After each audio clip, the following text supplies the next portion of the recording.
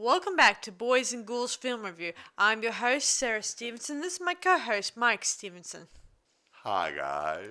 And tonight we'll be reviewing an independent film, breaking away from our usual routine for when we're doing national disasters. We decided to do something different for you guys. And it fits into the genre. It's a horror. Yes. So it's an independent film, as I mentioned. Yeah. And it's called The Hamiltons. Not related to the musical that's coming out this year or any other year, just so you know. There's a musical called The Hamiltons, which is based off some past events in the past. Because this was made into a stage play, though. So I wonder if there's another spin-off of a spin-off of a spin-off or something or other. No. No, it's not. Okay, fine, just checking. Anyway, so this is about, I won't tell you just yet the plot because it's got a good development in this, and we won't mention. It's cute. We won't mention right away the twist ending. No, we can't do that because obviously that's the beauty of this little because piece. Yes. As we told you guys in the past, this story will grip you, and you think when you're thinking that you know where you're going, and then it goes into a different direction, and then you're like, oh yeah, now I get it. Yeah. Alfred Hitchcock would be proud of this ending. Type of thing. I mean, this is the type of movie that gets you in a different. Makes you feel differently. Yeah, and that's a joy of seeing an independent movie. And the good thing about this movie, unlike past movies we reviewed, this one had a lot of good reviews, positive reviews.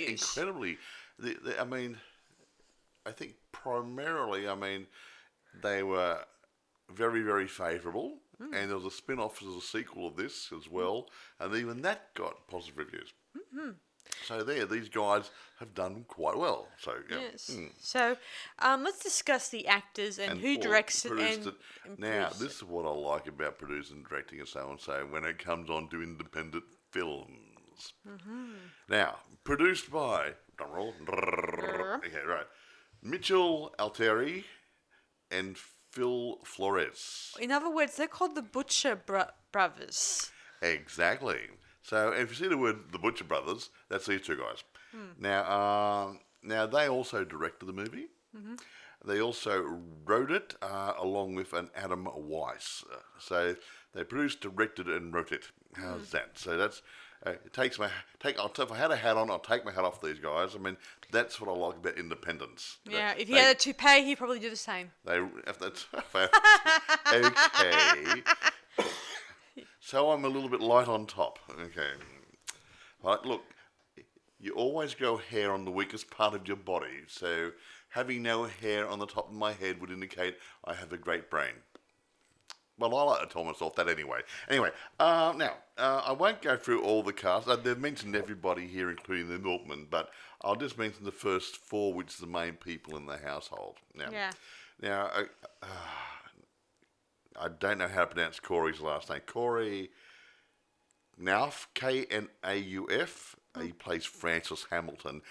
He's the youngest of the family members, and the film's pretty much based around him and how he interacts with his family. Sort of his perspective, if you will. From his perspective, yeah. Like, a little bit like a coming-of-age film to a certain degree. He doesn't know how he fits into the grand scheme of things or whatever, and he doesn't like what his family's doing and whatever. I can't say too much, otherwise I'll give the storyline away. Yep. Now, Samuel Child plays David Hamilton. He's the eldest brother of the... actually, these four people are all brothers and sisters because the parents died somehow or other before the movie started. So he's like the oldest brother. And he's trying to keep the family together and that sort of stuff. Now, Joseph McKellier plays Wendell Hamilton, and Mackenzie Fergans plays Darlene Hamilton. They're supposed to be twins. I can't see it. Anyway, and they're a little bit touchy-feely. There's a bit of an incestuous relationship going on there. Yeah. And he's And they're sort of, they they're do, very bloodthirsty unlike their critters. brother David, where Yeah. his David is trying to keep the family together, they're always sneaking off doing something. Yeah, doing something naughty and stuff, which is probably could break the family apart. So Yeah. I won't mention all the other people. They're just more bit roles and that sort of stuff to fill to make the storyline work. But And there's a little bit of well, no, I'm not going to mention it yet. I'd rather leave that until I explain the plot. yeah, don't say too much now. I don't want to say too much, 'cause if I do, again, Sarah said, we'll give away the plot and the storyline. But let basically, what's happened is these people, the family, mum and dad, it starts off, Sarah mentioned a minute, mum and dad are there and some phone videos, and all of a sudden there's a thing saying, oh, they're no longer with us, so they've died somehow. Yeah, or other, and the so- interesting thing about this movie is they do have a limited amount of locations in this one. Yeah, they kept it nice and tight. I mean, a little bit of outside work, but most of it has been indoor shooting, which it does keep the cost down a tad. Yeah, and it does tell the story more. Yeah, well, yeah, it's based about the family life, sort of. Yeah, yeah. Anyway, irrespective, you want to take over Yes, telling might the as well. story? Yeah. So, I begin with the prologue in this because this is where it opens, the prologue of the story, and we see a woman who's trapped in the basement, or we don't know really, to be honest, because it's a secret location of sorts. Yeah. Only there's thunder, lightning. It looks scary and creepy. The night was dark and stormy. And she discovers her friends have been brutally murdered. I mentioned her boyfriend. I don't know because we don't know enough about her. So, anyway, she then discovers a door and a rattle coming from behind the door.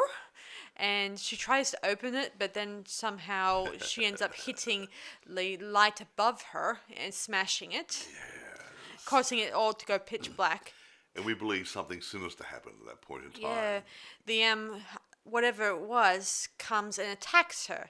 Then we jump forward into a bit of a flashback where it shows Francis and his family with their mum and dad. Yeah, You know, and mum's got a bun in the oven. yeah, and he's going on about how that his mother goes on about how that it's their family that keeps them together, their blood.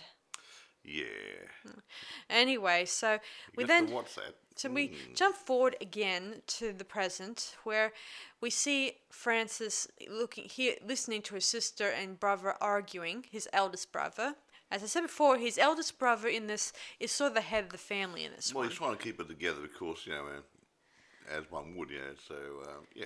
Yeah. Someone's got to take the lead role, So he kind of looks after the family, and I think he is a bit, well, I'm not going to go into details about his private That life. would come into the story. Yes. Yeah. It doesn't matter. It matters not. When you go along for the story, Yes. it'll unfold, yeah. Yeah, anyway, we then, I won't go into explaining what's going on there because it's totally, pretty much stuff that you probably heard of before. Arguments amongst family members. Normal sibling crap. Yeah. Yeah. Like attitudes about clothing, about behavior, chores, stuff, trying attitudes, to take control of one's family, all that who stuff. puts rubbish out, who brings rubbish in. Yeah. Yes. Anyway, moving forward, Wendell, the second oldest brother, is out and about getting a few girls who are hitchhikers, and they're about to do He didn't about it. He did with one of them. Yeah. He Lucky. then, in his haste, hits them, and then we flash forward to find out they have been placed in a basement. Mm-hmm. Where that same creature we mentioned earlier lives down there. We don't actually, all through this movie, up until the end, we don't know what this creature is. Yeah, it makes weird noises and stuff like that. You hear it banging on the door trying to get out. Yeah. Anyway, Francis is probably the only person who's aware of what's going on and feels like he doesn't feel right. Feels that it's right. This is happening. He's got a moral issue of what's going on with his family. What a good Yeah. boy. He probably likes dogs and cats too. Yeah. Yes. So he even what was it? What does happened after he's sort of a what do they call those guiding counselor guys that came to tea? Oh, they got well, he could have been a counsellor from Yeah, school. I can't remember. counsel. He's sort of a parent council. You know, From school. Yeah. from school. School? Or the government? I think it's from the government where they often. Yeah, that's right. It was the government's support agency because I mean, Yeah, they were trying to get by not having rely on the adults and they're old teenagers supposedly. So sort of yeah. exactly. Like they check if Everything's the going well. your guardian is going really well. You make sure that the youngest ones aren't in a bad situation. Place. Yeah. So yeah, and of course throughout Francis has a camera. He's recording all this bits and pieces of his life and bits and pieces of the conversations they've been having. Actually, a bit of a story about that camera. Yeah. See, he's going to be doing this this project for school where he has to tell the class about his family, and he'd rather not write something, so he decides to film something. Yeah. Giving his side of the story, And even the though, camera never lies. of course, most of the stuff is all either violent or not really nice. And it was Mum and Dad's camera, I found out too. When I was reading my notes, Mm-hmm. He's using Mum and Dad's old camera. Yeah. Because he misses them, so he's using their camera and stuff. And but he's showing everything, all the family stuff, warts and all. Yeah. So he ends up going into the basement a couple times to give one of the girls food and water and stuff. Or Coke. Or Coke. It's bad for her. No, not that type of Coke, guys. I drink a Coke, yeah. Yeah, Coca-Cola. Yes. So she's she begs Francis to try to help her get the key and probably get her out of there. And her friend out of there, I should mention. Her friend is already drained of blood. I don't know. I won't explain why that's happened. No. Because Will be revealed. both Wendell and David have been draining the girl's blood in a sort of Elizabeth Bath style. Well, not really Elizabeth Bath style. It's probably... Elizabeth Bathory, sorry, guys. He was doing the way a doctor would drain the blood off, put in a plastic bag. Yeah, so... Elizabeth Bath wanted their plastic bags. Yeah, so Francis tries his absolute hardest to make her feel comfortable, even though she's tied to the ceiling. You can imagine, very painful. It's, well, as I say, it's not... They didn't have a chair there anyway. No. Anyway, Wendell eventually discovers his brother's camera, and I imagine he has seen the footage that his brother's been catching of her, and he tries to act all predatory with her, and at one point he ends up getting into a fist fight with Francis and tries to force him to get his hand inside the creature's cage, and of course we then find out Francis's hand gets bitten and ripped and torn. And this creature doesn't like playing by the rules.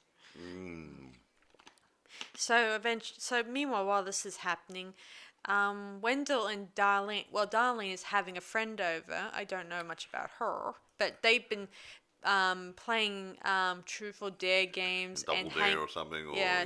Well, it's more of a dare or double dare. Yeah, or even triple dare. Yeah. At one point, when Wendell's playing with them, Darlene asks for triple dare, and of course the girl asks them to make out, dare them to make out. And they did. Yeah. Of course they did anyway. Because it wasn't hard for them. And it looked like they were practically eating each other. Now that's like called deep throat. Yeah. And it doesn't stop there. After a second night of staying over at their place, the girl goes off to the bathroom to either clean up, whatever, and she discovers that there's no cups or dishes there.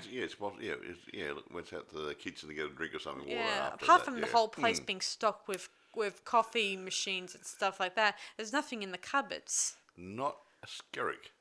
Even the cockroaches would have starved to death. Yeah, I bet you if she looked in the fridge, she would find out a lot more. Bags. Yes. Mm-hmm. She then eventually breaks one of her cup that she was using to drink some water, and both Wendell and Darlene appear, and they start tormenting her. And suddenly, in their fury, they bit her. Yeah, gobble gobble. And So then they start they wondering then, what a strange family. yeah, eventually the deputy and the uncle to that woman Next come morning. Yeah. the next morning saying that the girl has gone vanished, and they wish to know If they'd seen her. If they've seen her. They're supposed to have gone over there and stayed overnight. Of course, David gets angry, and he says that that what they did was wrong. That they just attacked a girl that happened to be local, And well known. and not to mention the victims they caught. They're in the basement. They're not locals, and they're just traveling, and no one knows where they are. See, he had a bit of a code. It's okay to kill them as long as they were transients or people who Traveling travelers or street people who no one would care about if they went missing. Exactly. So no one knows where they exist, if they exist or not. This reminds me a little bit of that other movie we reviewed the other day about the Not of This Earth. He attacked some homeless people who were, no one's going to miss those. Hobos and that sort of street people, prostitutes, that sort of stuff. Yeah, the one. Yeah, exactly. So. David has the right idea about who to attack and who to keep the alive. profile as low as possible. Yeah, and now that Wendell and Darlene has blown it, they decide they have to move again, and again.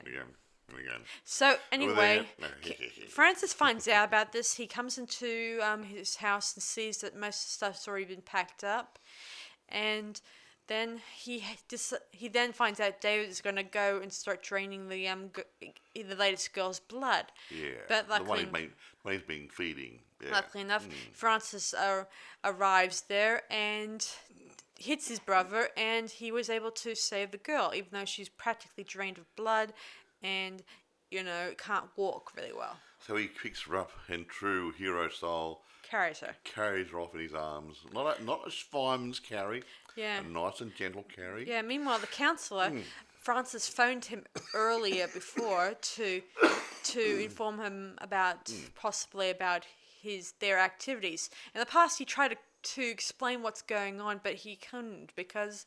How will you explain it? I don't think I could. I'm living with a family of murderers. It wouldn't. Anyway, they eventually find.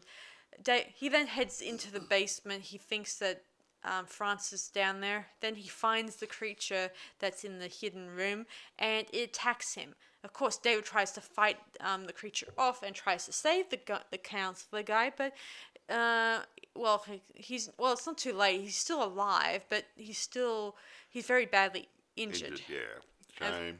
And Darlene and Wendell think it's best if they drain him. Of course, David objects to this, but they decide. Well, he says, "Do what you like with him," meaning he doesn't care.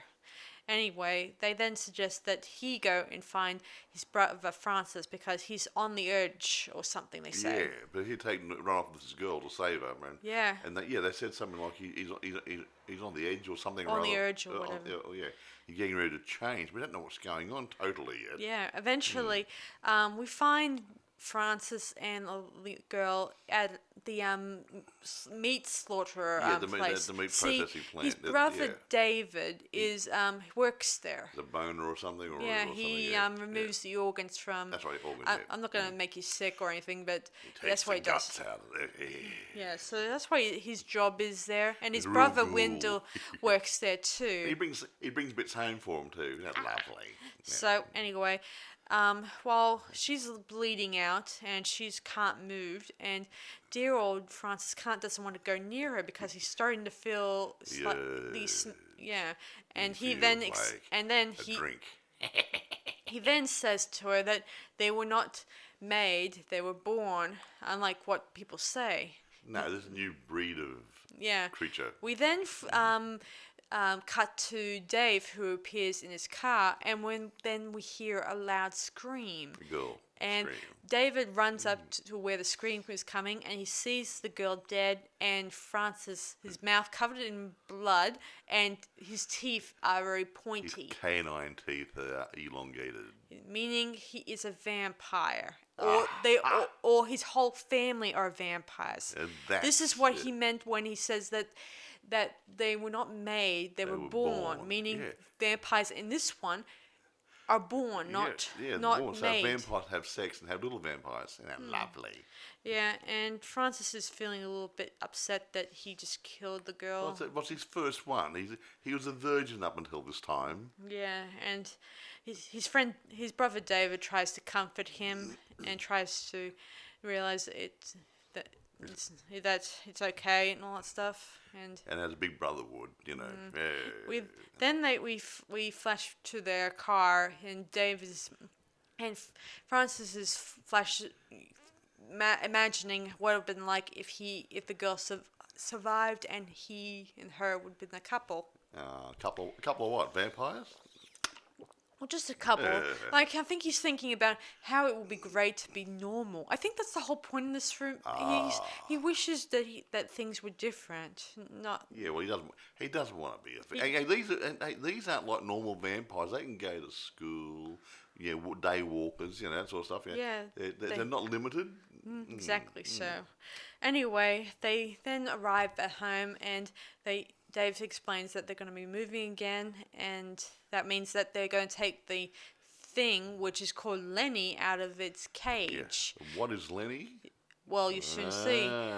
See, they then bring forth a small cage, the size of a probably this table here. Well, no, you can't see the table. Well, if you can see it, when you're transferring a big dog, like in our station or Rottweiler, you've got a big cage about the size of one of those. Yeah, or a poker table. No, a cage, okay? Okay. They'll take it for a big dog. Yes. So anyway, but Darlene protests about doing this and says that they shouldn't do this, and that she can get him out without hurting anyone. Yeah. So she heads inside the room, and we see it's a little bed in the corner. There's a bed in the corner, a few kids' toys, and then we see who Lenny is. He's a little 9-year-old boy, and a little adorable one, if you ask me. He's cute. Yeah. How do you know his teeth yet? Yeah, so, well, he does have his teeth. I was joking. The vampire teeth. And I understand why they would lock him up there, because he's little and he has no control. Yeah. So, anyway, he's let out, and he approaches Francis, and he doesn't hurt him or anything like that. Eventually, they clear up everything in the house. David goes to the fridge and empties out a few bottles, which look like they were probably filled with blood. Yeah. And a snack on the road. Yeah. He puts them in a special, those cooler box, and then they head out to their cars. They have 2 cars. Well, big family. Mm-hmm. Yeah, and head on the road. And Francis narrates and how he's smiling now. He's happier. Yeah, Francis narrates how they live with a disease, and their kind are among the humankind. They could be your co-worker. They could be your next door neighbor. Yeah, and they soon arrive to a new town, and they meet the new neighbors, and David's introduced them as the Thompsons now. Well, they've changed the name, obviously, so no one can track them easily. Yeah. Eventually, then as the credits roll, we watch them doing a home movie of them playing with their younger sibling, doing their own thing. And it's a little bit more a nice video. Like a nice family video of Lenny and everybody else having a wonderful time. Yeah. Just like any normal family, vampire or werewolf or normal. Yeah. We then, in the final frame, it goes a red filter color. So it had black and red sort of motif on the screen. Yeah, nice, and then it fades out at the end. So that's the movie. A nice, friendly little movie. Yeah, and I did like it because it got me thinking. At the beginning when I first watched it, this must be like Leatherface or Chainsaw Massacre, something like that. Something really weird. But he's a cute little boy who they couldn't let out because as a child he would have just, I'm hungry, I'll go and bite somebody. So this is like Chainsaw Massacre meets I don't know what kind of vampire movie I could think of, but it's just has that feeling because instead of biting into their necks and draining their blood that way, they're using equipment to take. Well, like when you go to a blood bank, so they put a needle in your arm and whatever, catheter, whatever, and run it down into a plastic bag. Yeah, the good thing about that part is it's not too gory. I mean, it just shows you bits and pieces and leaves it up to the audience to work out what's going on. And you think, slashes, whatever, thrill kills, whatever. No, they're eating, they're hungry. Well, like anybody else would. I just think it's really interesting how it wasn't over gory, but it left it up to the audience's imagination to work out what was going on, which is probably what the whole point of this movie was. Yeah, make you think. What's happening next? Ooh, I don't know. Oh, that's strange. Didn't see that coming. Oh, wonder why that's happening. Yeah, and all the end, it all comes together. Yeah, even though Francis says they're sick, and he doesn't explain what kind of sick. Does he mean sick like as in my mind's sick, or is sick as in physically sick? Well, they're sick. Yeah, I mean, there's all types of sick after all. Yeah. Anyway, there you go then. So let's listen to those reviews. I think that's a I'm not going to read all the reviews, but actually, for an independent movie, and I'm not going to say this is a great movie. It's a good movie. I like it, but when it comes to reviewers, if it's not a great A-grade movie, they usually bag the crap out of it. This is not an A-grade movie. It's still a good movie, but most of the reviews have been good and positive because they can see the fresh approach. The story was interesting. It flowed along nicely, and basically the reviewers were happy. Yeah, and had a good concept going there. And the sequel, it doesn't play the normal. It doesn't play by the normal rules. I mean, the vampires were like all-day walkers and look like a normal family. No one knows what's going on. That's why it's a bit of a different take on it. It's a solid film. Yeah, it's like a drama with a bit of horror thrown in. What do you say more? I think a bit of more of a horror thriller. A bit of it's good. The one thing I like about the first one in movies is it leaves you in suspense, trying to work out what's happening, and that's what I like about it because you don't know what's happening until much later on in the story what's occurred. One of the reviewers, Brad Miska from Bloody Disgusting, he says, a truly unique horror film which leads up to one final moment that is sure to leave you in a state of shock. And that's a bit about finding out they're all vampires. That's a good one. Yeah, and it impressed the reviewers so much. I mean, it's not the greatest movie in the world, but it really holds its own. Yeah, exactly. I mean, that's what I like about it, too. I think it's a good, fun movie, yeah. Mm-hmm. It's not a slasher movie. It's not an action movie. It is a psychological drama, horror. Yeah, that's what, yeah. So, for the people who want a fast-moving movie, it's a fast-paced movie, this is not their movie. But if you want a good one which feeds the brain, good movie. Yeah. Leaves it up to your imaginations to work out what's happening. It's not like an Alfred Hitchcock movie. Sit down there on the edge of your seat going, what's happening next? What's going to happen? Oh, okay. And you're trying to evaluate the movie and try to preempt what's going on. And that's the sort of thing. That's what I like about some of these independent guys.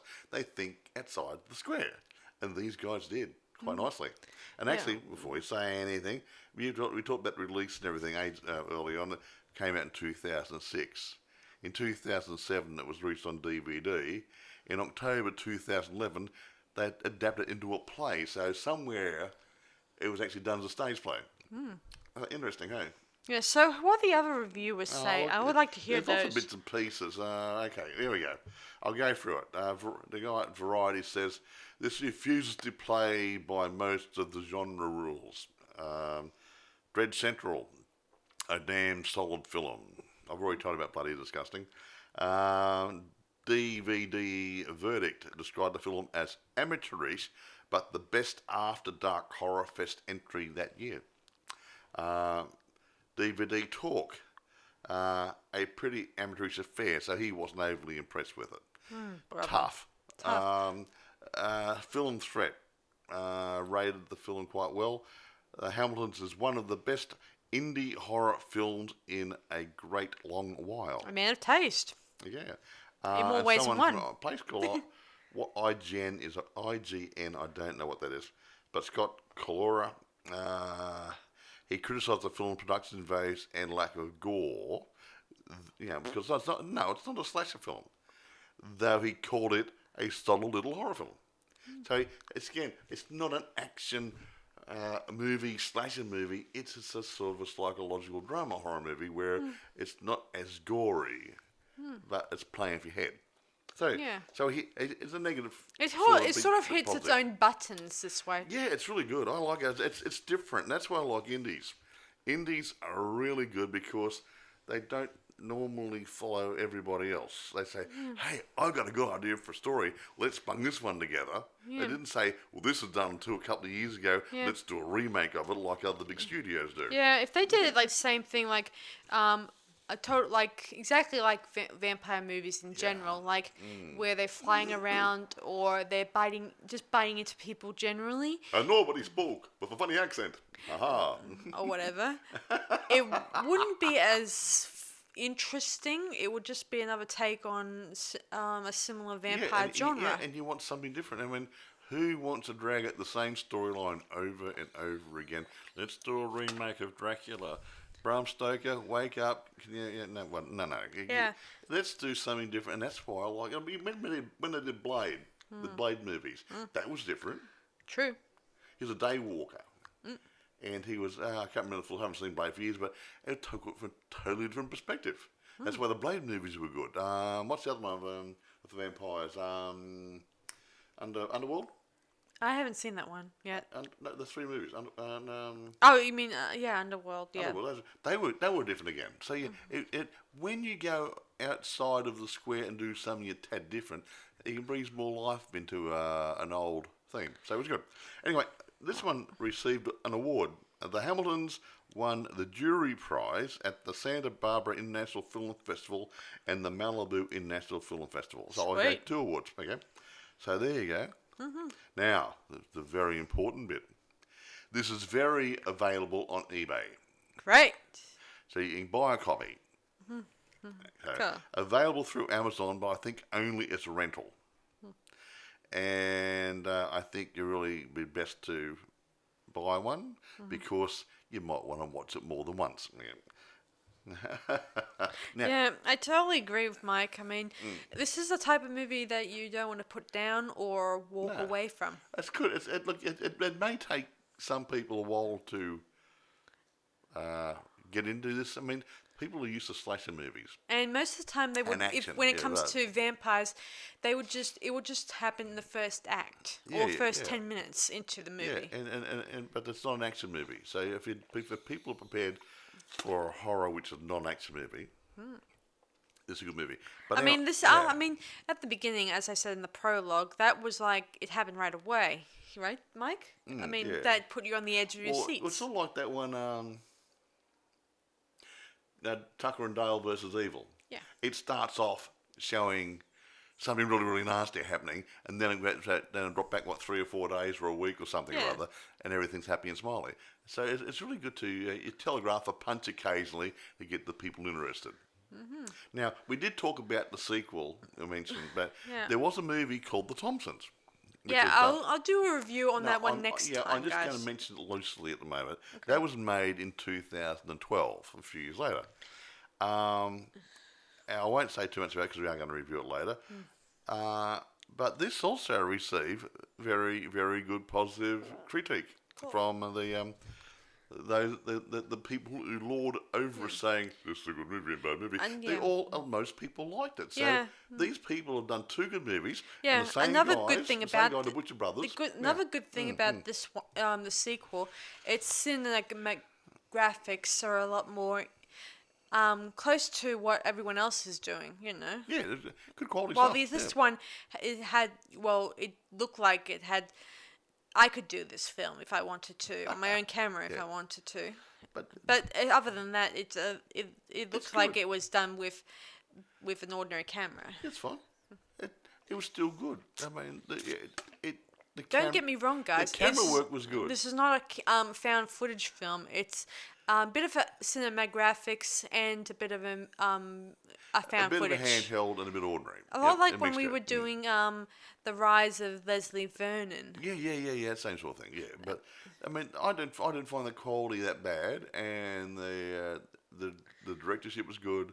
The camera the sequences, everything, editing, everything was good. Yeah. It comes together quite nicely. So And yeah, the good thing about this movie is it's set in a place that I could relate to. Like it looks so like ordinary suburb. like an ordinary suburb area. I could probably like anywhere in the world, anywhere, and it just looks natural. That's what I think. Yeah, but so anyway, as an independent movie done, and I think this is one of their first movies. Yeah, most I think from memory, I can't remember. I have to go back and check. I think it's one of their first efforts. As a first effort, and I got no idea what the budget was. I like to think that there was a scene where another egg Okay. reference Yeah. where Wendell and Darlene and the girl I mentioned, they were watching a horror film, and it got me thinking maybe this was one of the director's original first other movies they did, but it was not as good as. I didn't know. I didn't know what they were watching. But I think it was one of their first movies, if not the first movie they made, and they did really good for a first effort. So yeah, I really take my hat off to the Butcher Brothers. Agreed. So, do you want to review this one, or do you? Review it. We just reviewed it. You mean? I mean, not review it. I mean, rate it now. Sorry. Rate it? Yeah. Look, I've got nothing more to say about it because I mean I will say a couple of things before I finish this. They didn't rely on CGI. That's a relief. They did real time stuff. Yeah, real locations and everything. Real locations. They did real filming, very little in the way of special effects, or computer special effects. They had a few things, a bit of blood here and there and whatever, but yeah, basically it was a clean movie when it came to computer stuff. Yeah, meaning it relied more on the old-fashioned special effects. Yeah, old-fashioned special effects, good filming and good directorship. And good cinematographics. Yeah, all that stuff, yeah. And that's why I think these guys did a damn fine job. I haven't seen the sequel yet. I might say the next few weeks we might do a critique on it, depending how good it is. Mike is going on vacation shortly, so only for a few days. Only for a few days, but he'll be back before we can do our next review. Yeah, it's quite funny. It's raining here at the moment, and I'm going away next week, and I'm going to beachside resort area, and rain is forecast for all the days I'm away. So I'm taking the rain with me. Who said you can't take the weather with you? Yeah, so let's rate this movie now. Okay.